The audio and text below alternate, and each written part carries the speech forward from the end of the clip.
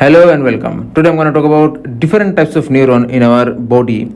Like first of all, unipolar neuron. As you can see in this background photo, this has only single process. Cell body always forms ganglia, which is also covered by satellite cells. What are satellite cells? I talked about these things in my earlier videos. You can check those.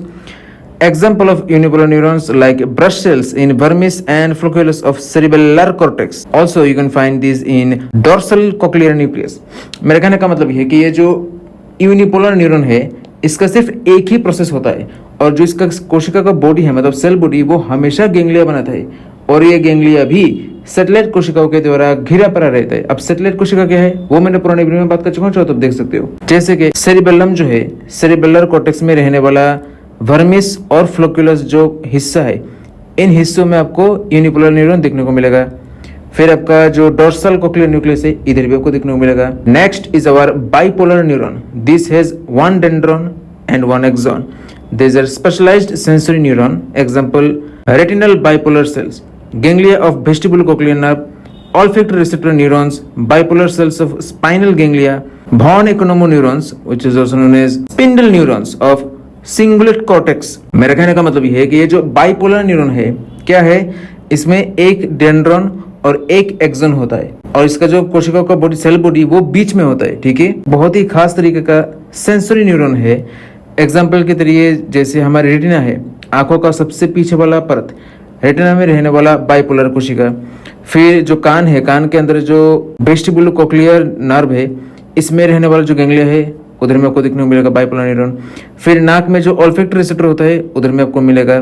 फिर आपको von Economou neuron, इसका एक और नाम है spindle neuron, जो हमारे cingulate cortex में रहते हैं। Now multipolar neuron, this is one axon and two or more than two dendrites. These are two types, Golgi type 1 and Golgi type 2.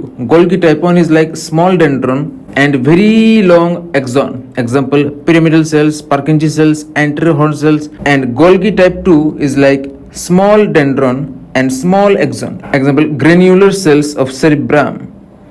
मेरे कहने का मतलब है कि ये जो मल्टीपोलर न्यूरॉन है क्या होता है, इसका एक एक्सॉन होता है और बहुत सारे डेंड्राइट्स होते हैं। दो तरीके का होता है, एक गोल्गी टाइप 1 और गोल्गी टाइप 2। गोल्गी टाइप 1 क्या है, इसका जो डेंड्रॉन है वो छोटा होता है और एक्सॉन बहुत लंबा होता है, जैसे कि आपका पिरामिडल कोशिका, पार्किंजी कोशिका और anterior horn sales.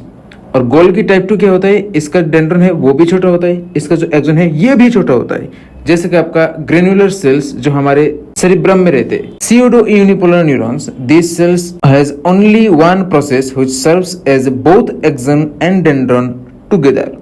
Example, neurons of dorsal root ganglion, trigeminal ganglion, geniculate ganglion, superior inferior ganglion of glossopharyngeal nerve and vagus nerve, also mesencephalic nucleus. अब pseudo unipolar neuron क्या होता है, यूनिपोलर न्यूरॉन जैसा दिखने वाला, pseudo मतलब नकली। ठीक है, तो ये कोशिकाओं का क्या होता है, तो ये कोशिकाओं में सिर्फ एक ही प्रोसेस होता है जो आपका एक्सॉन डेंड्रॉन दोनों जैसा काम करता है। अब इस तरीके का न्यूरॉन हमारे शरीर में dorsal root ganglion, trigeminal ganglion, geniculate ganglion, फिर हमारे ग्लोसोफेरिंजियल नर्व और वेगस नर्व के जो सुपीरियर इंफीरियर गैंग्लियन है इधर में आपको देखने को मिलेगा। Other neuron like cells in our nervous systems are basket cell, Betz cells, Lugaro cell, rose hip cell, Renshaw cell and multipotent neural stem cells. Neural stem cells are actually produce neuron via neurogenesis. What is neurogenesis? We'll talk about later, not now. So see you in my next video. Till then, bye.